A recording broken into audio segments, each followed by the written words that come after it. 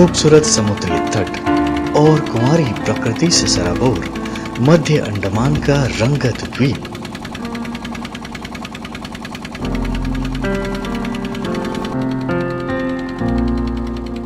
समुद्री रास्ते से बोट के जरिए 90 किलोमीटर और सड़क मार्ग से 170 किलोमीटर की दूरी पर है।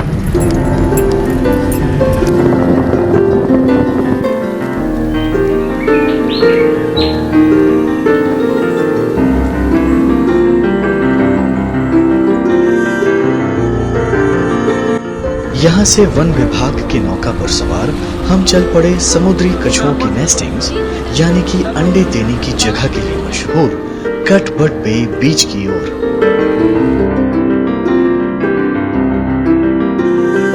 रंगत जेटी से लगभग 20 किलोमीटर पूर्व की तरफ कटबट बे समुद्री कछुओं के संरक्षण के लिहाज से एक महत्वपूर्ण इलाका है। We are right now at the Katbad Bay Wildlife Sanctuary, and this is the Daninala, and this is the mouth. The Katbad Bay Sanctuary is basically 5.82 square kilometers area, and we have got about 8 kilometers of sandy beach, and this is a zero point, and it's famous for one of the best turtle nesting beaches. Katbad Bay Sanctuary starts from here, and this is a zero point. 10.2 kilometers stretch of beach where we have got intermediate some rocky stones and all. Otherwise 8 kilometers we have got a good sandy beach. And this plantation, as you see, like of the casuarina, the coastal vegetation is mainly of the Ipomia and the casuarina. Casuarina, it invades the beach, and slowly in the eco restoration program we are removing the small saplings so that the beach length is not reduced.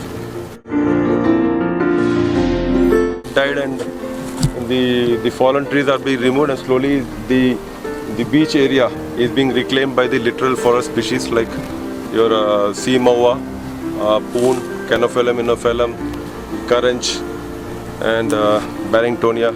We are planting and reclaiming the area so that slowly, phase by phase, this casuarina is totally removed. Jurisdiction of Wildlife Division 2 starts from Bartang to Lamia Bay, and this sanctuary, Katbad Bay, falls under Middle Andaman with 10.2 stretch of beach where we have got 8 kilometers of sandy beach and some intermediate rocky patch. This sanctuary is basically one of the best turtle nesting sites where olive ridley and green sea we get regular turtles coming for nesting. The nesting season starts from November to March, April. इन द्वीपों में पाई जाने वाली कछुओं की प्रजातियों में leatherback, olive Ridley, green turtle और hawksbill शामिल है। जमीनी कछुओं से भिन्न समुद्री कछुए अपने सर को अपने खोल में नहीं छुपा पाते, जिस वजह से सुरक्षा के लिहाज से इनको अपने कवच, बड़े आकार और सर और गर्दन पर बने मोटे शल्कों के आवरण पर निर्भर करना पड़ता है। कटबट बे बीच ऑलिव रिडली प्रजाति के समुद्री कछुओं का एक पसंदीदा प्रजनन क्षेत्र है। बीच का रेतीला तट इनके लिए आदर्श नर्सरी का काम करता है। This is one of the artificial hatchery turtles which they come for the nesting. They lay the eggs and then they go away, and these nests are being shifted to these artificial hatcheries with the same kind of depth. The eggs are being transferred to the hatchery without disturbing the orientation, and we again put these eggs into this hatchery, and it takes around 40 to 45 days for the hatchlings to come out. We again release the hatchlings to the sea. This process we are doing it from almost 96 onwards. वैसे तो हर कछुआ सावधानी पूर्वक अंडे देने के लिए जगह का चुनाव करते हैं, बावजूद इसके इनके अंडों को काफी वजह से खतरा बना रहता है, जिनमें तटों पर अंडों की तलाश में भटकते हुए कुत्ते, सुअर, गोल, समुद्री सांप, चील और कौवे शामिल हैं। पर इनके लिए सबसे बड़ा खतरा मनुष्यों द्वारा कछुआ मांस और अंडों के लिए किए जाने वाला अवैध शिकार है।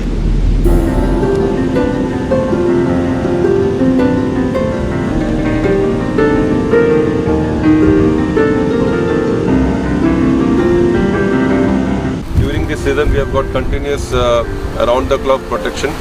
We have engaged the daily rate laborers who have been deployed every 100 meters of the beach. So they are looking into the laying of the eggs.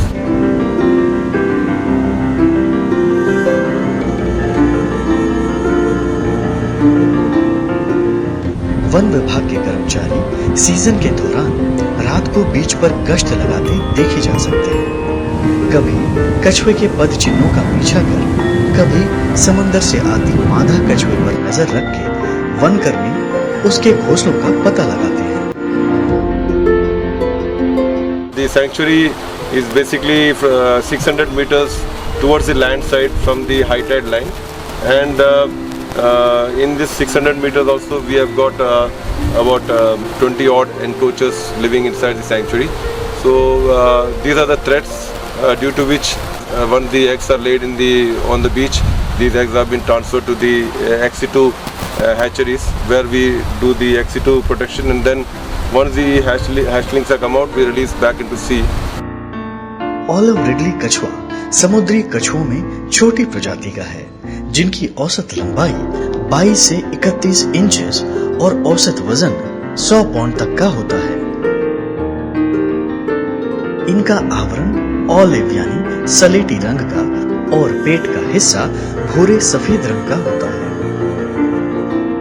Algae और छोटे शेलधारी जीव, जिनमें छोटे केकड़े, झींगे, लॉबस्टर्स इत्यादि शामिल है, इनका मुख्य आहार है। और ऐसा माना जाता है कि ऑलिव रिडली टर्टल्स लगभग 11 से 16 सालों में वयस्क हो जाते हैं।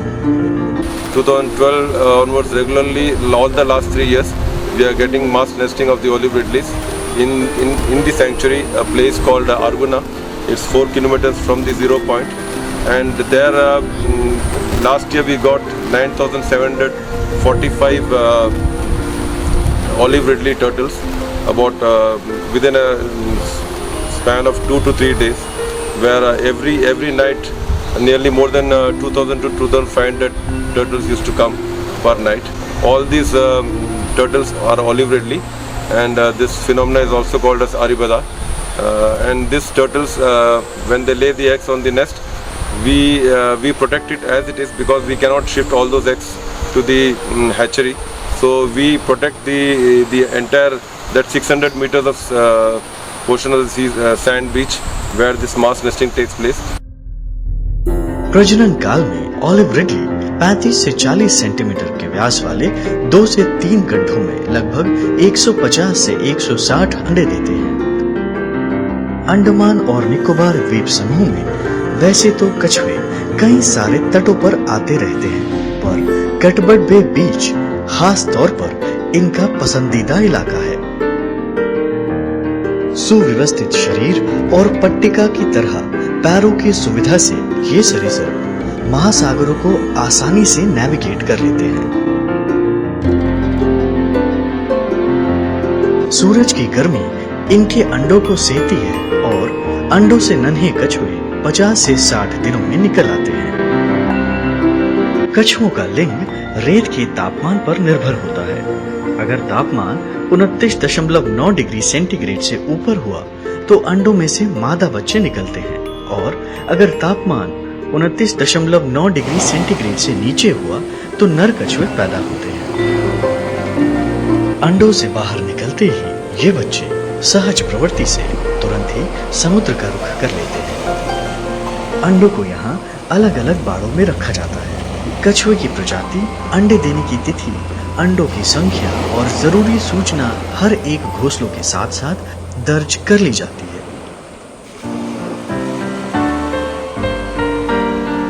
संरक्षण की दृष्टि से ऑलिव रिडली कछुए गंभीर तौर से खतरे में पड़ी प्रजाति है।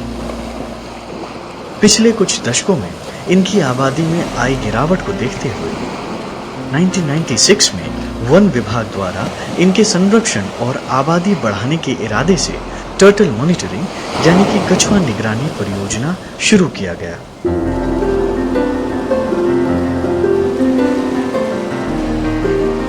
We have released almost 6.5 lakhs of hatchlings last year. Apart from this protected area, all through the north and middle, if you look, we have got outside protected areas also where this turtle nesting takes place. In Karmatang beach in Mayavandar, and then towards the Diglipur side we have got in Ramnagar and Lamia Bay, Ross and Smith and Kalipur.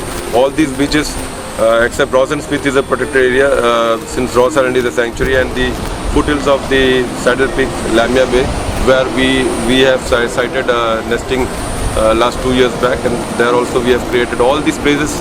We have got such hatcheries, and consistently we are getting the turtle nesting in this Ramnagar and Kalipur and all these sites. कोई नहीं जानता कि इन कछुओं का प्रवास कब और कैसे निर्धारित होता है।